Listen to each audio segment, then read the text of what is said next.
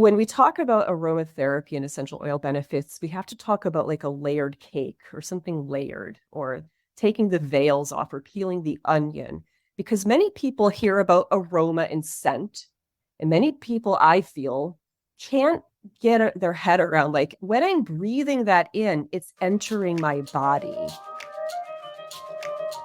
Welcome to A Magical Life, Health, Wealth and Weight Loss. I'm your host, Magic Barclay, lead practitioner at Holistic Natural Health Australia and #1 best-selling author. In this podcast, I aim to give you practical tips on how to accelerate and sustain your health, increase your financial, spiritual and emotional wealth, and to look at something that haunts many of us needlessly, weight loss. Now, sit back and enjoy, because it is time for you to create and truly discover a magical life. Welcome back to A Magical Life. I'm your host, Magic Barclay, and today we are joined by Amy Anthony. Amy is a certified clinical aromatherapist and aromatic gardener who left her career in marketing research to pursue what is closest to her heart, working with plants. As a certified aromatherapist, aromatherapy educator, herbalist, gardener, certified master composter, and artisanal distiller, Amy is one of New York City's top aromatherapy practitioners. Host of the Essential Aromatica podcast, Amy also tends her own aromatic garden on the North Fork of Long Island, where she distills her unique products. Listed as one of America's most influential aromatherapists, Amy Anthony is currently the New York State representative for the Alliance of International Aromatherapists and has her private practice called NYC Aromatica, which includes one-on-one customized aromatherapy sessions, online class offerings, corporate consulting, and article writing. Welcome, Amy. Hello, Magic. Thanks for having me. Oh, I am so excited you're here. Just off air, we were just having a little bit of chat about essential oils and how people really don't comprehend how powerful plants can be and the oils that come from them. And I really want to explore that later. But for now, I ask all of my guests the same 3 questions, and everyone gives me different answers, which is amazing. So here comes your first one. What can your expertise do to accelerate health, not just physical, but also emotional and spiritual health? Oh, my expertise, I think, well, I know my message about aromatherapy is connecting with nature, which is healing in its own right. So to be by the power of a tree, a plant, the ocean, the mountains, it's that. Yeah, that's a great elevator speech, but I want to explore that a bit more.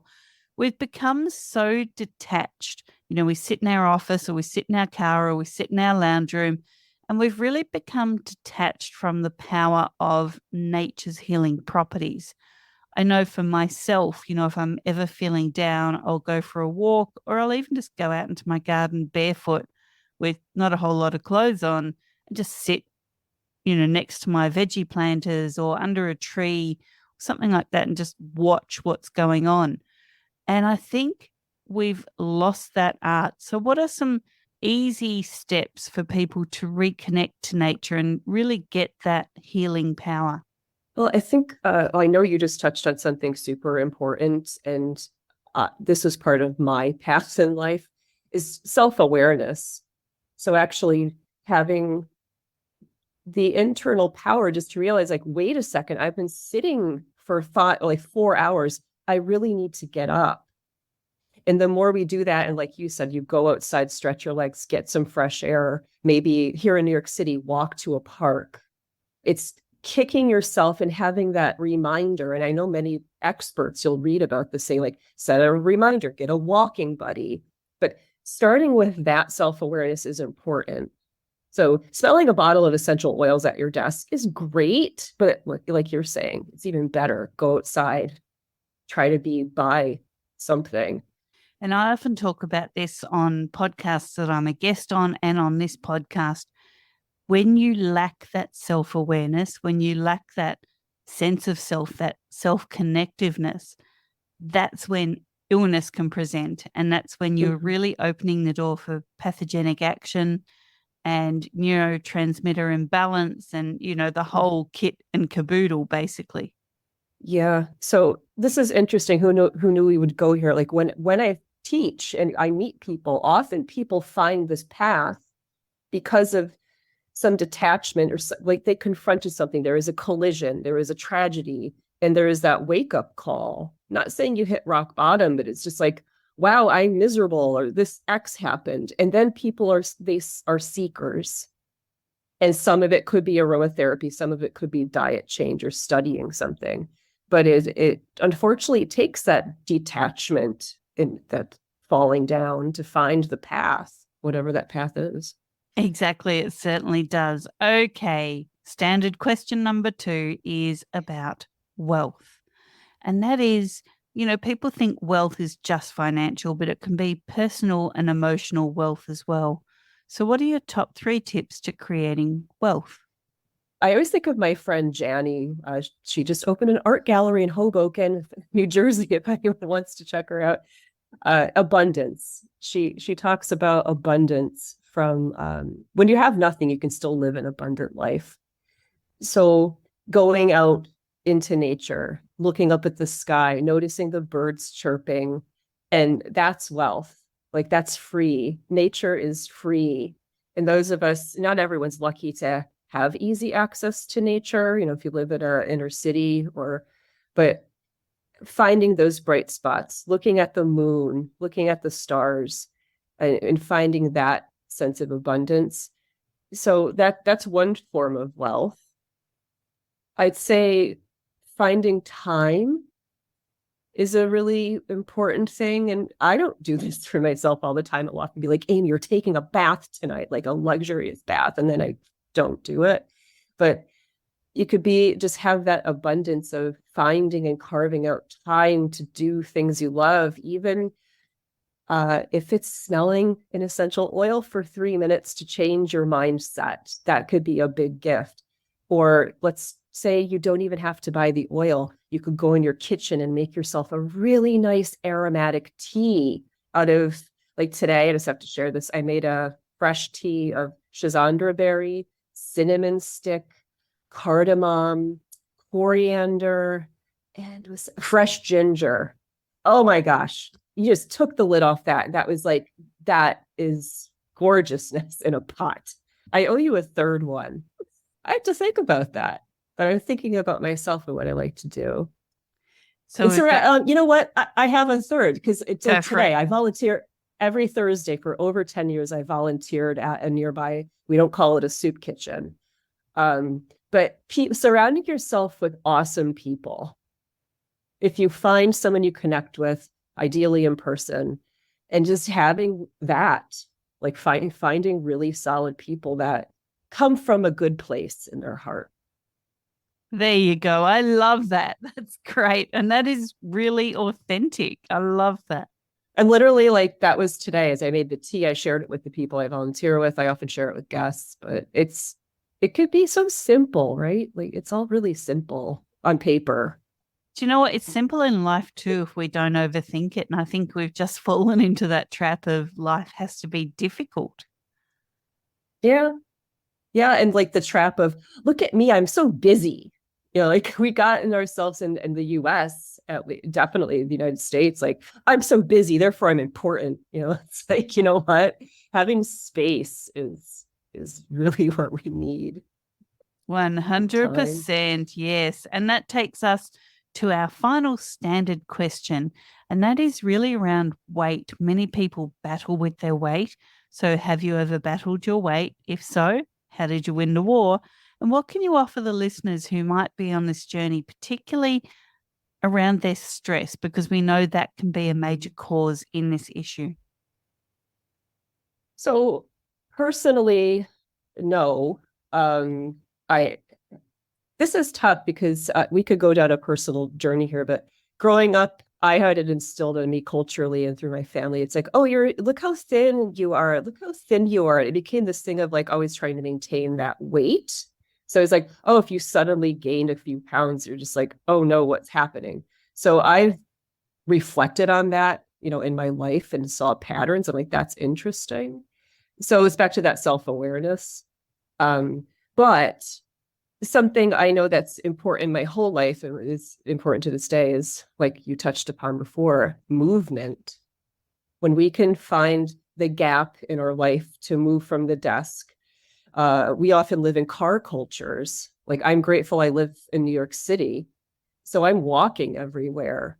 So what could we do to move? And I hate the word exercise. It just makes you think of barbells and things like that. It's like, if we could just move, and when we move, we feel great. I know it from personal experience. If I don't get to move a lot, I start to feel cranky. But I could start going into essential oils and motivation. But you asked about like stress. And one thing that aromatherapy, and I appreciate in my training as a holistic aromatherapist, is we can't make medical claims and do that kind of diagnosis and things like that, especially in the United States with our legislation here. We always focus on stress. How are you feeling? Let's talk about your life stressors and let's help you feel good and come up with a blend to help you feel motivated or empowered. And we start to work gently that way to help somebody without being like, I could cure your anxiety. But let me pause. I feel like I can babble on. I love listening to you babble, so I was letting you go. You see, listeners, podcasts are fun, especially when we're talking about essential oils, because I know my desk currently is covered with little brown bottles and my diffuser's off because otherwise the listeners get to listen to it diffusing, but it's going on again in a minute. And I'm sure yours is fairly similar, Amy. I work from home, and you and I with you at my desk with my palette of oils, many of them near me. And I have two diffusers over on one of my shelves. And yeah, we're surrounded by this stuff. And so that gets me to the open part of this chat. We know how powerful essential oils are, and I'm sure some of the listeners do as well. But something I certainly come up against a lot in, my day to day, because I have essential oil blends that are functional health blends, is, I get a lot of questions. How can essential oils do so many things? And why do you use them? And don't you think, some oils are a bit expensive? Like, I get a plethora of questions, and they're great questions. I would like you, Amy, to explain to the listeners the power of essential oils, the power of plants in a nutshell, when they're buying something that might be a little bit more expensive. Why is it a little bit more expensive? Yeah, we could have like a coursework on this, and that's why we study this stuff, right? But essential oils are secondary metabolites produced by a plant. And in that intelligence of that plant responding to its environment, to its surroundings, its life, it creates these secondary metabolites. One of those being the terpenes, and that's the pathway, the origin of the essential oils. And we shared this pathway, by the way, with plants, so we could say we biorecognize them. But essential oils, when you take a bottle of lavender, let's say, most people are familiar with lavender or peppermint or rosemary, you're looking at a complex chemistry of its chemistry. And it's multivalent. So that plant is sitting there. It's a photoautotrope that can't move. So it needs to create this basically communication, chemistry, immunological protective cocktail to help it adapt to different bacteria, different viruses, of different predators, attract certain insects. So that is what we're getting in that bottle. Like, we could look at some GCMS reports, there's analysis of the oils for their chemistry makeup, but you can look at like lavender, and it's at least over 50 chemical components, at least, going on in there. So that's why lavender can help with pain, inflammation. It could help you go to sleep, calm the nervous system, yada, yada, yada. So there's more to say, but I want to pause. There is more to say. Now, many people, I know with my own blends, many people think, well, how can this oil be antimicrobial? Mm, And you know what people don't get, maybe they're not gardeners, maybe they are and they haven't thought deeply about what the plants themselves can do. But a lot of plants certainly have ways of inhibiting pests, inhibiting pathogens, or mhm, turning pests and pathogens into beneficial factors. And, you know, that continues with once the plants are essential oils. And so they become antimicrobial and mhm. have a lot of healing properties. Yep. And, you know, people really struggle with that.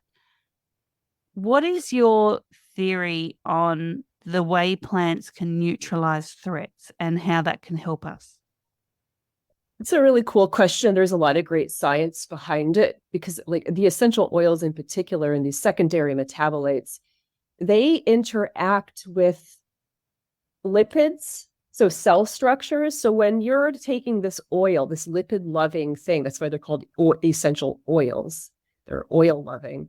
They can attach to cell membrane. So let's say there's a bacteria or a pathogen near presenting to a human or the plant. That chemistry, that molecule can dock onto that membrane and start to penetrate that membrane and weaken it. So then you start to disrupt the cell membrane of a bacteria. Some components can work with the viral protein envelopes of a virus.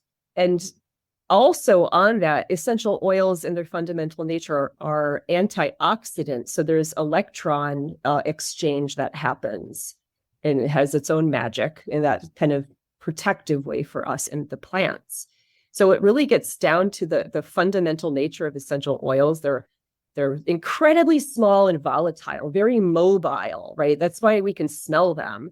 And they work beautifully with fat, with lipids. So that's why they can dock onto and go into through our lungs in the alveolar ducts and go into the bloodstream and float in the blood and dock on receptor sites in the body, on the skin. It's pretty cool. It is pretty cool. Now, we've covered quite a few things in a very short space of time here. And now I just want to open the floor to you, Amy. What is it that people need to know about aromatherapy? I really appreciate that question because as an educator, since 2015, I've been teaching, and I'm always trying to find ways to package something so it's interesting and relatable. And recently, it occurred to me that when we talk about aromatherapy and essential oil benefits, we have to talk about like a layered cake or something layered, or taking the veils off or peeling the onion, because many people hear about aroma and scent, and many people I feel can't get their head around like when I'm breathing that in, it's entering my body. And you touched on this before. So part of this layered cake view is that when we're smelling an oil or it's in the air, we are getting that immediate, oh, oh, I love that. Or, oh, I hate that. That smells gross. And in line with that, we're getting, you mentioned this, oh my gosh, that smells like what's that? Oh, it reminds me of the time I was in Croatia and there was the helichrysum growing, or that reminds me of a great memory that makes me feel good. So there's the placebo effect of, oh, good memory, that changes my neurochemistry. Great, right? And that's already happening. And then we're actually having the inhalation part where the physiological benefits are happening, like you and I just covered, the antimicrobial nature of them, the antioxidant nature of them, this ability for some components like the sleepy guys like lavender and chamomile and even a little vetiver and some valerian, they can help work with the rest and digest system, the parasympathetic, to really chill out and go down in there. And there is research that essential oils are working with serotonin. In this case, it's a GABA, oxytocin. There's research that Roman chamomile works with oxytocin receptors. Um, So, and then on the flip side, you could say, like the peppermints and rosemary, and there's things that are working with clarity. And I'm not done yet. I have to continue on this path because when we're working with these volatile chemicals that love the lipids in our body, there's olfactive absorption. So when you're smelling something, you get scent recognition that's going to the hippocampus, your memory center of memory formation and retention. And then there's absorption that works that way, but it's also through the olfactory tract and mucosa. And you're like so close to cortical tissue that some components are small enough to penetrate the blood-brain barrier. And that's wild. And then there's also when you're inhaling, it's going into the lungs and into the alveolar ducts and all that and through the bloodstream. So there's a lot going on when you're, quote, just smelling an oil. There is. And I'm glad you mentioned that they cross the blood-brain barrier. There's actually very few things that are so small, so microscopic that they can do that. And essential oils are one of those things. The properties of them can be of use to people that have, brain inflammation or any kind of neurotransmitter or immune response that affects the brain. Yeah, it's really, really cool. And there was a time I was really seeking out research for, there's more promising research and people are getting more interested in nasal delivery of drugs. We know it exists, but it's a challenge because a lot of things are water-based. And to go through that mucosa and all the goodness up in our heads, you need to be small and oily. And that's what essential oils are. And I just can't wait for more and more research to be done where people aren't thinking of this beauty, this chemistry as woo-woo, because it's not. It's real plant intelligence. It's real. It is. I just love it. It's so exciting. Now, something that, I've certainly found is, okay, you mentioned lavender before, and lavender is such an all-rounder. And something I found is people say, how can one essential oil do so many things?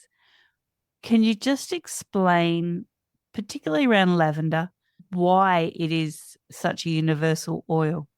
That's interesting because there's cultural aspects to that. Lavender has been so dispersed because people love it so much, so it's traveled well, just like ginger. And genuine lavender is soothing, it's friendly, it's pretty to look at. And its nature is to be, dare I say, it's a yin. I don't like to say feminine. It's a yin, calming, cooling nature in its chemistry that it's just soothing. And it's like when you blend with lavender, if you're blending for something, lavender is one of the ways that you can bridge a blend to actually work with lavender to make it harmonious to the nose, to perception and like odor perception and liking and disliking it. But it goes back to that chemistry. Like there's such a complexity to it. But because of some of its chemistry, like the esters and alcohols in it, it's very soothing and gentle. I mean, the story of lavender, modern aromatherapy, was started as we know it because of René Marie Scatfessé in France, who was a perfumer and chemist that was studying the therapeutics of essential oils. And there's the famous story of his burn, where he started to apply lavender oil to it, and he noticed that his gangrenous skin was healing. That's the gist of the myth, the origin story. That brings up another point that I really want to explore, and that is people think essential oils may be dangerous. Now, you said, the properties of lavender were found or researched because someone put them on the skin for a burn. And, what I say to people is try the oil, try diffusing it, try, putting it on topically with a carrier and see how you feel. And a lot of people go, oh, but isn't that dangerous? No, it's distilled from a plant and the plant grows readily around you and you have it, as you said, like lavender, it's pretty, it's ornamental in your garden. If it was dangerous, you wouldn't be doing that. So, for the people out there that think maybe if I try using essential oils, it may do some harm, what can you say to that point? It's a very good point, and I'd say it's controversial because there's essential oils have become so big, right? 40 years ago, I think only perfumers and yogis were talking about this stuff, in a way. I think the way to look at that is the concentrated nature of the plant. That's why it can be scary to people. This is why we know, like you said, we can diffuse it responsibly with an intention. We could take the oils and blend them into a gorgeous body oil, but responsibly dilute them because we honor that concentrated nature. I always like to share this, and I still use pounds and ounces. I'm from the US, but it takes, generally speaking, to get 1 pound of oil, we're taking 250 to 300 pounds of flowering lavender tops to get a pound of oil. So that's super concentrated. So I think that's the fear factor is when people don't know how to work with the concentrated nature, that becomes scary. And then you start to see things on social media. But the key is really communicating that you don't need a lot of the oil for there to be a change. Very much so. In a 15 ml bottle of oil, you have, thousands of applications, and a very little goes a very, very long way. Now, that gets me to the next point. You get what you pay for. Now, we know essential oils are found everywhere, all over the world, but there's oils and then there's oils. Can you explain what you're looking for with, therapeutic blends versus fillers and, mass produced whatever? And how can people get their heads around the fact that, you mentioned Roman chamomile before, that 5 mils of that can nearly need a bank loan to be taken out? Yes, or helichrysum. You know what? I love that you brought that up because to start answering or pondering this, just a few weeks ago, I went into one of the terrible big box stores. I don't like to go to Walmart here. I don't feel good about going there, but you can call me snobby, fine. But I saw on the rack a bottle of helichrysum oil. It must have been 10 mil. And I think the price point was 25 or $30. And my spouse, he knows me, but I'm like, you got to be kidding me. There's no way that's helichrysum. There's no way that's like real. Like that should be 150 US dollars or more for that size. So I have to acknowledge that my studies, I had access to great teachers that shared good, reputable companies with me. So to the uninitiated, you're presented with a bunch of crap. And I'm going to be really blunt. Don't buy stuff off of Amazon. Don't buy stuff off of Etsy here in the US. I don't know if you have Etsy in Australia. I think it's a Yes, we global do. company. No, we do. Yeah. Yeah. Yeah. So I want to say there's a few things I want to point like to share and remind us that essential oils, if you can afford it, go and buy one from Etsy. Go and buy one from a reputable company. Like there's Oshadi, I'm thinking in the UK, Florihana in France. I'm not sure of any Australian companies. I apologize for that. There's some Prana Rome. There's several companies, and I don't advocate any of them. Like I'm not a brand ambassador for any of them, but buy an oil from one of those. Buy an oil from like Walmart or your local drugstore and smell and compare. Generally, the cheap ones smell flat. I always say they smell metallic. A real oil should smell like a poem. It should have a dry down. It should change. It should move you. It shouldn't give you a headache. And it should change you. It shouldn't, again, give you a headache. I've had some interesting experiences. Like you can often tell if something's, you think it's adulterated, like it just has a flat quality. When I smell an artisanal oil, like oils that I've smelled from, I know these folks, Phoebe Aromatics in Arizona, or this wonderful aromatherapist named Kathy Skipper. When I've smelled some artisanal oils, I see visions of like maybe where it grew. I've cried. That's how deeply it touched without me thinking about it. So that's an essential oil. Not just you get it on the shelf, you're like, it smells like peppermint, but there's this depth that we're looking for. And on the website, there should be clarity about contents, genuine and authentic, one plant species, one plant. You should know the Latin name. You should know where it's from. There should be a lot number. You should be able to trace where it's from. So I want to pause. I was just like closing my eyes and like totally getting into that. Oh, good. I actually, when you just mentioned helichrysum, dropped my pen. So yeah, if you're finding helichrysum for $10, walk away. Definitely walk away.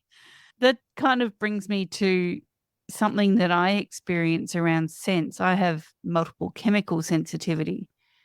After numerous years of chronic illness, I'm now turning that around. And the one thing that has never left me with MCS is walking past fragrances, and if they're fake or synthetic, I instantly start sneezing. So I can go to the cheap shop, walk past, the fragrances that they call essential oils there, and all of a sudden I'm sneezing my head off, and I know they're synthetic. Yeah. Yeah, that's the thing too. I find it, I'll use the word annoying. I could be really blunt. When someone's like, oh, I could use some aromatherapy and I want a scented candle. It's like, oh, no, no, no, no, no, no, no. That is not aromatherapy. We're working with genuine, authentic essential oils that ideally come from a place where the plants were loved and respected. And there is no synthetic component in there. And like you're saying, that you can tell like a synthetic is flat, it doesn't change, it doesn't disappear. And on that note, it's not disappearing, it's going in your body and like finding places to like your body has to deal with that. But ugh. Totally. And you mentioned candles. The other thing I get here a lot is, what oil burner do you suggest for my oils? And I go, hang on, you shouldn't be burning oils. They shouldn't be heated up over a No. flame in some water. No, they need to be diffused. They need to be respected. They need to be allowed to open up their atomic structure to release the scent. We don't burn oils. Yeah, what's really interesting? I get that a lot. Like just yesterday, I was involved in a community workshop in Brooklyn, New York. It was a really, really amazing experience with sound healing, aromatherapy, many practitioners.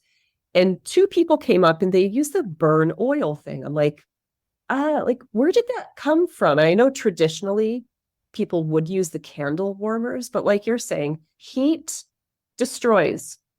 We don't want to do that. And I've learned recently, it made sense. I heard from a class with Gabriel Moget and one of his mentors and a really amazing aromatherapist, Rhiannon Lewis. There's research that shows that like the diffuser, the nebulizing diffuser, when you can vaporize the oils, they can go deep into the lungs. So if you're looking at clinical aromatherapy with bronchitis, deep respiratory issues, the superficial diffusing or quote burning, like the candle diffuser, that's just working just on that really superficial but important emotional level. If you want to get the molecules in, you need to get them in. And the smaller they are, the more dispersive they are, the more you can harness their dispersive nature to be antimicrobial, antioxidant, et cetera, et cetera. Well said. And just for the listeners, Amy and I might sound like oil snobs because we Yeah. are. We are. Let's face it, we are. But the reason we're bringing these things up is not to make fun or poke fun at people, but to educate. And, if you're sitting there going, oh, well, I always thought they could be burned, they can't. They shouldn't be. They can, but they shouldn't Yeah. be. So the whole, I guess, basis for this discussion is not to make fun or poke fun, but to let you know that, not all oils are oils, not all ways of using oils are correct. And we want you to get the most of your oils. We want you to get the most benefit from them. And the only way we can do that is by lightheartedly pointing out what needs to be done. So don't think, listeners, that we're picking on anyone or being, snobby, oily people. Yeah, I appreciate you saying that, because yes, that's not where I'm coming from, but it is about sharing awareness and talking. And honestly, like, I'm not sure if you've seen the old school, like ring diffusers you put on a lamp. That used to be a practice in aromatherapy. On an incandescent light bulb, you put a ceramic ring diffuser, put drops of oil. And I don't see those anymore. I think there's a shift literally where people thought warming oils would be great. And it's like, I think we're shifting away from that. I haven't seen that one. Yeah, it's old school, but yeah. I love that. Now, we love freebies here. What can you offer the listeners and where can they find it? Obviously, you have a fantastic podcast, so maybe tell us a bit about that. Oh, thank you. Essential Aromatica it's a pet project where I get to talk with and interview people I've met on my aromatherapy journey. But also one thing I'm excited to share is this year I'm resurrecting my Luna Aroma series where in 2020, 2021, I was looking at lunar themes and writing meditations and observing nature around me and pairing that with an essential oil. And one of my passions, I hope it's coming through, is I do want to be lightheartedly educational and practical and share information. So I offer every new moon this year a Luna Aroma time. So I just looked at the February time here in winter in the United States, in the East Coast. I look at juniper berry and the themes in February and how to be, I hope, inspire you to work with the oil. And I guide you through a meditation. So it's a very personal project that I am excited to share with the world as a way of connecting with essential oils in nature. So that's my first, something I'm really passionate about. That sounds really exciting. Thank you. Oh, I just want to share, I have a bunch of free and pay what you wish classes on my website. So if you're looking, if you vibe with my style, like my presentation style, which I think you get, I have a lot of content and I think it's pretty buttoned up. I have a corporate background, I have video, I have PowerPoints. I try to look at like evidence and practicality, practical application of essential oils. So the content is there. Brilliant. Now, people can find you on Instagram at NYC Aromatica, and your website is nycaromatica.com. Amy, thank you so much for joining me on A Magical Life, Health, Wealth and Weight Loss. I know we could talk for hours, but we need to keep this bite-sized for the listeners. Yep. Parting words for the listeners regarding essential oils. So like you and I were chatting about, less is more. I think if you have a bottle of oil and you want to really connect with it, I don't care how cheesy that sounds, it's true. We connect. These are molecules of communication. Take a drop and put it on a cotton round or a cotton pad, and then put that cotton pad under your nose in a quiet space with no distractions and sit quietly give yourself 3 minutes. And that, I hope, will help you to get the messages of the oil, because maybe your breathing will change, your nose might clear up, maybe you feel a little clearer, maybe you feel a little sleepier. I don't know. What's the oil? So please do that. Agreed, as I just put my breathing blend over to the side. Yes, listeners, I have been sniffing the oils all the way through this chat. I love it. I have rosemary. I admit it. Yes. Well, Magic, I thank you so much. It's really cool connecting with you. And I hope that this is beneficial to your listeners. Thank you. And thank you so much for your time.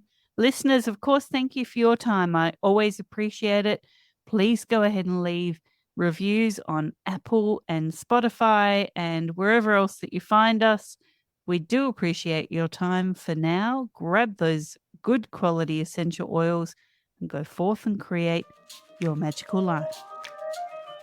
Thanks for listening today. Please subscribe to hear future episodes, leave a review, and share this podcast.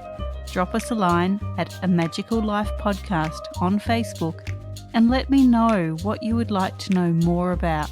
You can find us on Instagram at Holistic Natural Health, that's holistic with a W, or at www.holisticnaturalhealth.com.au.